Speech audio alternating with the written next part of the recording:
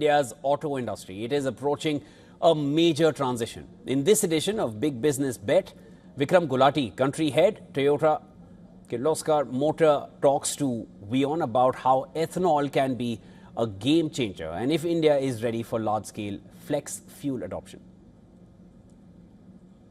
As India moves closer towards stricter fuel efficiency norms and cleaner mobility, Toyota is betting big on a multi-pathway future, from hybrids to flex fuel to hydrogen. On this edition of Big Business Bet, we have with us Mr. Vikram Gulati, the country head as well as Executive Vice President Corporate Affairs, to understand the way forward. With the West Asia crisis, the energy situation in the country has deteriorated from a price point of view, not from a availability point of view.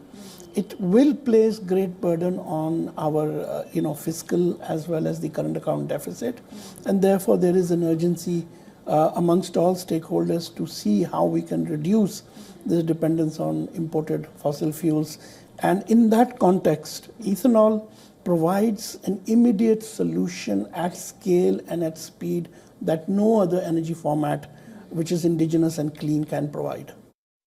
The ethanol industry, whether it's sugarcane or grains, have been indicating that there is availability of something like 2,000 plus crore liters right away, right now, with additional 500 crore liters also possible in short notice. So therefore what it means is we could potentially look at 40 to 45% substitution in a very short period of time. But of course, for that to happen, the consumer adoption of flex fuel vehicles and electrified flex fuel vehicles is going to be the key. It is now creating an opportunity not only for farmers to have better incomes, it's also creating economic viability for the entire value chain. Some time back, the sugar industry was in financial distress.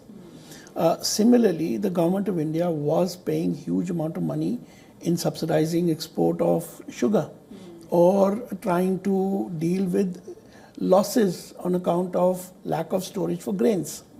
So all of these things have got sorted out because of the ethanol program. Additionally, if you've seen in the recent past, when maize has come into the play, the incomes of farmers in rural Bihar and other places has really gone up significantly.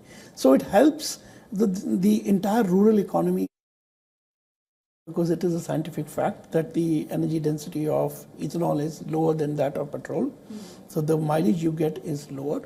But ultimately, it's the price per kilometer that you're paying, right? That's what counts for the consumer. So if the loss of fuel efficiency is made up partly by, let's say, some engineering that you could do with the engine to kind of inch up that efficiency, but there's a limit to it. Plus, policy enablers in terms of pricing of the fuel, that's going to be critical. Government has announced a 20 rupee differential. Maybe my own feel is that perhaps 5-7 rupees more is required really to make it work. But it's a very good step in the first starting point. Additionally, you see the manufacturing cost of a flex fuel vehicle or an electrified flex fuel vehicle is more than that of a petrol vehicle. Now, currently, with our taxation structure, which is identical, the rates are identical whether it's petrol or for the flex fuel vehicle, inadvertently what happens is the taxation in rupees for a flex fuel vehicle would be higher. So that is an unintended disincentive to the consumer. So government will have to come out with some sort of policy intervention to make sure that the consumer is not paying more rupees taxation for buying a cleaner vehicle. Remember, the real huge potential is not from the first generation of ethanol, which comes from crops. The game changer is really going to be the second generation of ethanol, which comes from the plant waste, like parali, which currently we are burning and creating pollution, right?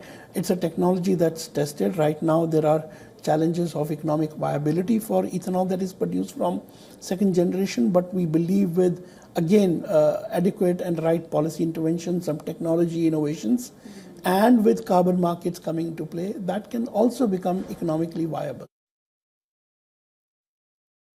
The manufacturing cost is going to be higher.